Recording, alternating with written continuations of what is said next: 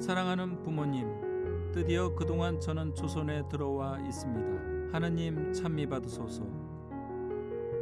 앙투앙 다블리 주교는 1845년 배를 타고 강경을 통해 조선에 입국합니다. 그는 조선에서 21년간 선교를 하게 됩니다. W 주교님께서는 1845년도 8월 달에 김대건 신부님과 함께 조선에 입국하신 다음에 1866년도 3월 30일 날 갈매로 순교하시게 되거든요. 이분이 조선에서 활동하신 기간은 21년입니다. 박해 시기 동안에 이제 조선에서 가장 오랜 기간 동안 활동하셨던 이제 주교님이 되시는데요. 이제 신자들이 신앙생활하기 힘들어했기 때문에 한글로 된 교리서를 편찬하시게 되고요. 두 번째는 베르네 주교님 말씀에 의해서 조선교회 역사를 정리하기 시작하십니다. 그러면서 그 역사가 정리될 때마다 프랑스 파리의 방 전교에 있는 본부로 편지를 보내게 되고 그곳에 쌓여있던 수많은 편지들의 자료들을 정리해서 낸 책이 샤르르 달레의 한국 천주 교회사가 되겠습니다. 그 외에도 주교님께서는 수많은 사목 활동과 여러 가지 일들을 하시면서 조선교회 성장과 발전에 굉장히 큰 역할을 하시게 되었던 거죠. 실리의 이 건물이 중요한 이유는 당시 여러 지역에 다블리 주교가 묵었던 집이 있었습니다.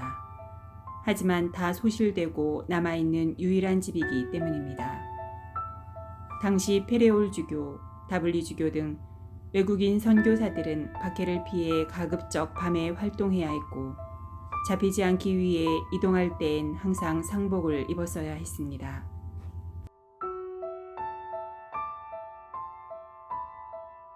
추신 1846년 조선인 사제 안드레아 신부와 8명의 교우가 순교한 후 박해는 줄어들었습니다. 그래서 우리는 편지들을 보내려고 노력하는 중인데 편지 다발을 작게 해야 하니 저보고 가족에게 여러 통의 편지를 쓰지 말라고 합니다. 조용한 아침의 나라 조선. 하지만 결코 조용하지만 않았던 조선입니다. 어느 아침 다블리 주교가 보았을 법한 아침을 함께 해봅니다. W 주교님은 처음에 선교 사제가 되려고 결심을 하셨었는데 건강상의 문제로 선교 사제는 되지 못하시고 이제 교구 사제가 되게 되시거든요. 교구 사제가 되기 위해서 신학교에 입학하시고 그다음에 신학교에서 공부를 하신 다음에 서품을 받으시게 돼요. 그리고 난 다음에 2년 동안 프랑스 아미엔 교구에서 활동을 하시다가 그다음에 건강이 많이 회복되게 되셔서 파리에 있는 파리의 방 전교에 입회를 하시게 되고 거기에서 이제 선교 사제로서의 교육을 받으시고 난 다음에 아시아 쪽으로 오시게 되었던 겁니다. 하느님은 올해 조선인 사제 최 토마스 신부가 아무런 잡음도 불러일으키지 않은 채 조선에 들어오도록 허락하셨습니다. 분명코 이것은 작은 은총이 아니지요. 그의 첫 행보는 제게 종부성사를 주기 위해 저의 침상을 방문해 준 것이었어요. 그러고 나서 그는 제가 기력이 없어 하지 못했던 사목 순봉을 하러 즉시 떠났지요.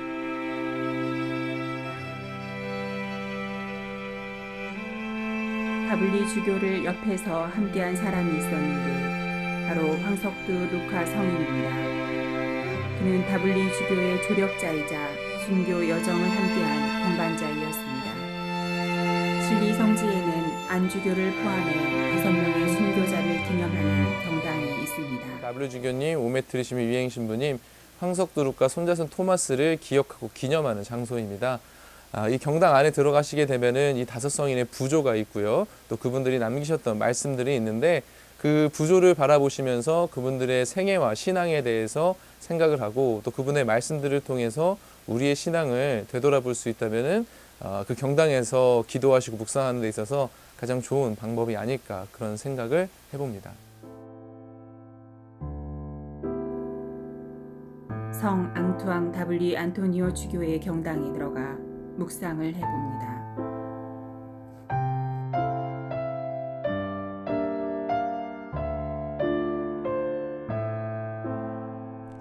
(3월 25일) 다시는 돌아올 수 없는 날. 주님 탄생 예고 대축일에 저는 또 한 번 안수를 받고 교황님의 임명에 따라 아콘의 명의주교서 조선 대목구의 부주교로 서품을 받았습니다.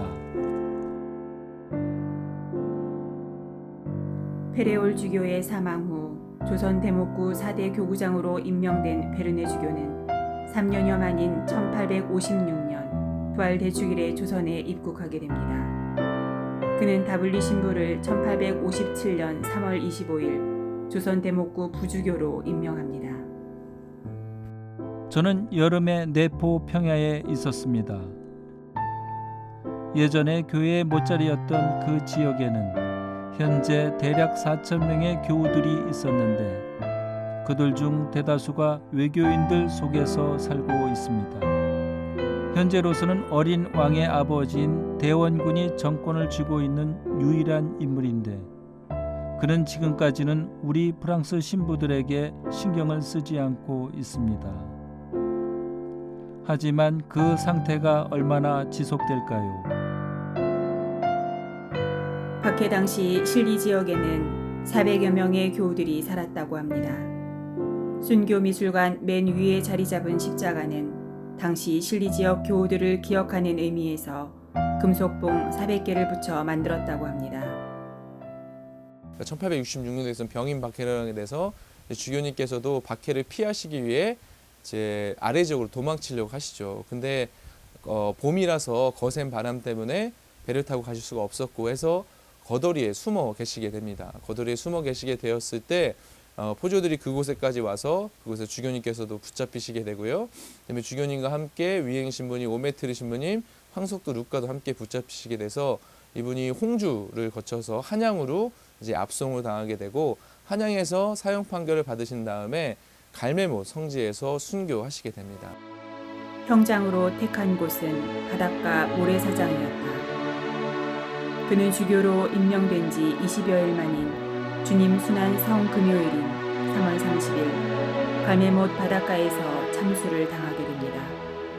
예수님을 가진 사람은 모든 것을 가졌습니다 라는 말씀이거든요. 우리가 적어도 하나님을 믿고 있고 하나님 안에서 구원의 희망을 갖고 살아가는 신앙이라면은 항상 우리 안에 예수님을 모실 수 있을 때, 또 예수님과 함께 할 수 있을 때, 그분의 뜻에 따라서 세상 안에서 삶을 살아갈 수 있을 때 이보다 더 큰 즐거움과 기쁨이 없다는 것이 바로 다블리 주교님께서 오늘을 살아가는 우리들에게 주시는 가장 중요하고 핵심적인 모습과 또 삶의 말씀이 아닐까라는 생각을 해봅니다.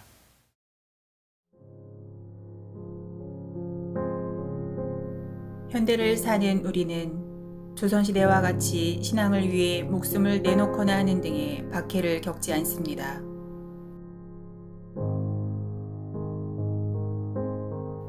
하지만 많은 물질 문명의 유혹이 신앙을 갉아먹고 이로 인해 많은 사람이 신앙을 등지고 있습니다. 순교자들이 피와 땀으로 지켜온 이 신앙을 소중히 지켜 나아가야 하겠습니다.